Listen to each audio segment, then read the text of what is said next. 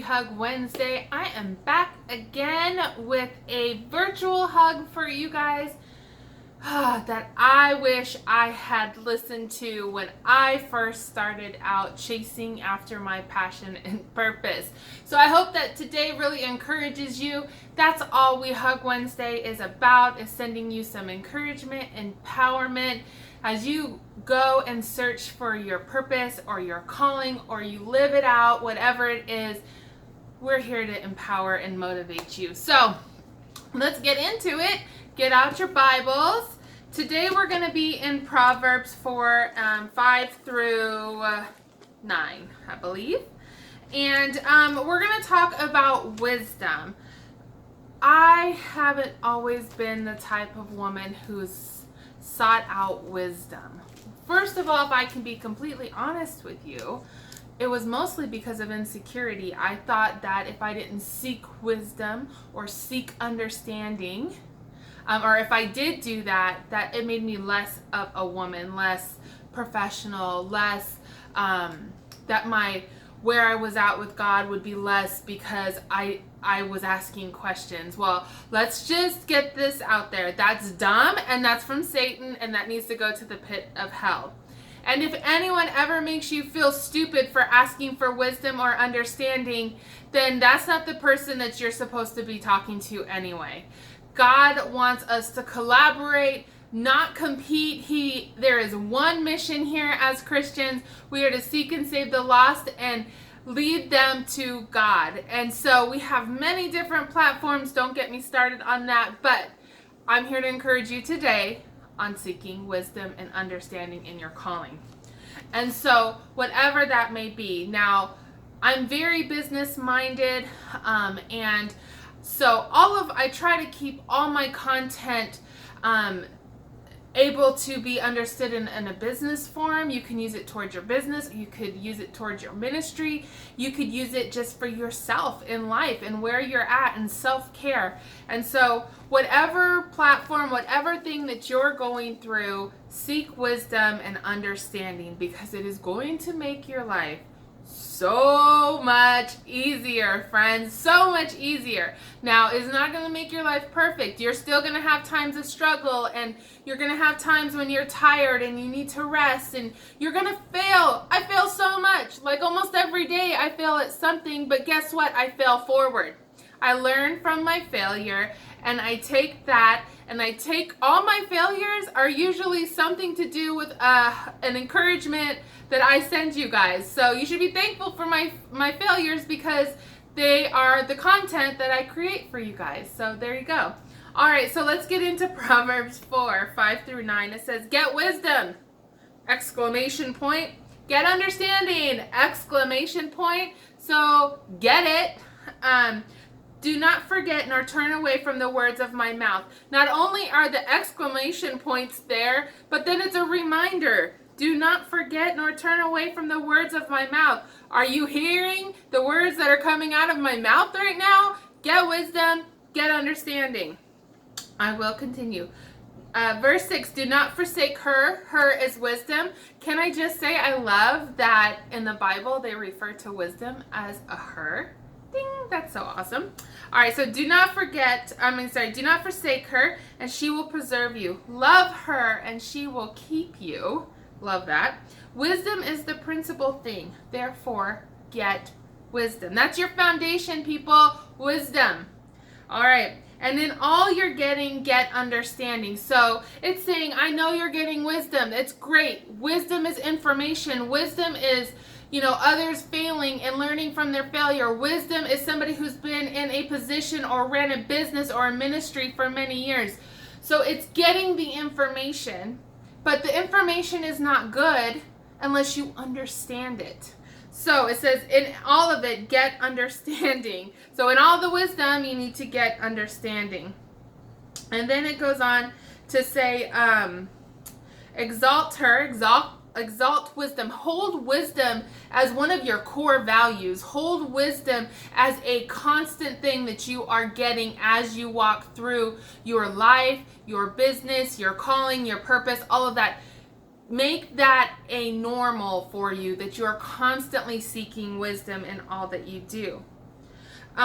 Wisdom is the principal thing. Therefore, get wisdom, and all your understanding, and all getting, get understanding. Exalt her, and she will promote you. She will bring you honor when you embrace her. She will place on your head an ornament of grace, and a crown of glory she will deliver to you.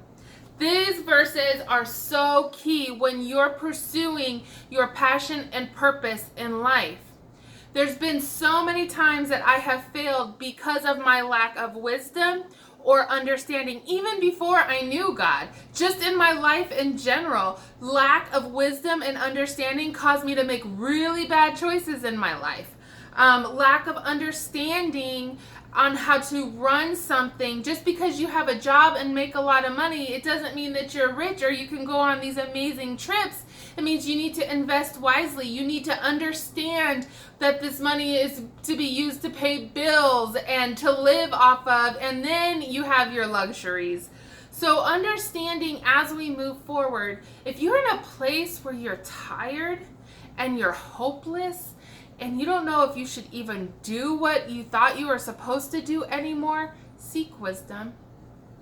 Call somebody who's doing what you want to do or what you desire to do in the future. Take them to lunch or to coffee. Just ask them questions. Tell them like, hey, I really want to understand what you do, and be honest with them, be transparent with them. Obviously, I want to encourage you to pray before you even make the phone call to invite them, to make sure that this is the person that God intended you to get wisdom and understanding from. So it's very important that you do that. But the key thing is, once you get the wisdom and understanding, it's to facilitate it, to actually use those things that somebody else, the experience that they had. If they tell you, I did this for a really long time and it had zero return on my investment, or this really worked for me. With everything, get understanding. Understand why they did it. Understand why it failed, or understand why it was really successful. And then also get wisdom and understanding about who you're going after, who God has called you to. So for instance, I know this is a silly example, but this is what came to my mind. If God put a desire in your heart to be a rock painter, okay? I don't know why it's this, but this is the example God gave me, a rock painter. You want to get wisdom and understanding about how to paint these rocks. Are you going to sell these rocks for a profit? What are you going to do with them? Once you decide what you're going to do with them, you need to know what kind of paint would stay on a rock for a really long time. What kind of chemicals are in a rock that may cause it to fade over the years. Just understanding on what is the person going to do with this rock.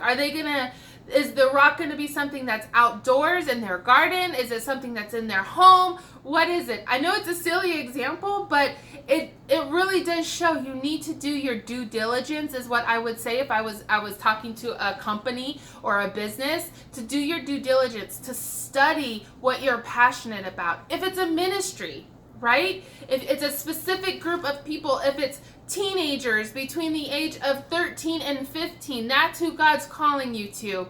Understand what a 13 to 15-year-old is going through now. When I was 13 to 15, my life was so different than kids that are 13 to 15 now. So you want to understand who it is God's calling you to. Get wisdom about them. What are they going through? What are the things that they're stumbling on the most? What is the thing that they struggle with the most? What do they really like? Because what they really like is what they're going to do.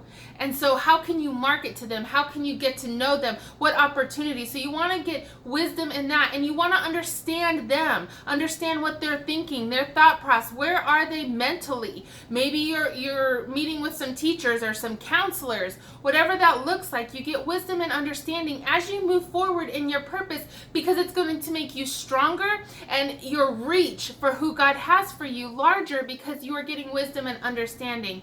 Now, you're going to fail. You're going to fail, but it's okay. Fail forward. Take that wisdom that you learned from failing and use it to bless someone else and help them as they're coming up. I always like to have this picture in my mind in everything that I do. There should be a constant pulling up of somebody who is coming up, and you should be constantly reaching out to somebody who's above you and getting wisdom and understanding from them. And it should be constantly like this. I'll try to fit it like Egyptian. It should be like this. You're pulling someone up and you're also tugging on someone else because you're learning and you're growing. I hope that encouraged you today. I hope it empowered you to not give up if you're tired, if you're hopeless. If you have questions for me, I would love to answer them. You can go to headupgorgeous.org and click on contact, and that will shoot me an email. And I would love to answer any questions to help you get where you need to go. I failed a ton. I have a ton of wisdom. I have 42 years of wisdom to share with you, and I would love to do that, and I would love to empower and encourage you. This was your We Hug Wednesday virtual hug, but I would love to come and hug you in person. If you have a business or a ministry or a small group, I would love to come and speak in person and empower and encourage the people that you're in charge of, that you're leading and encouraging yourself. And I would love to encourage you. So reach out to us. It's headupgorgeous.org. And until next time, be sure to subscribe to the YouTube page. Follow us on Instagram and Facebook. And we can't wait to see you next week on We Hug Wednesday.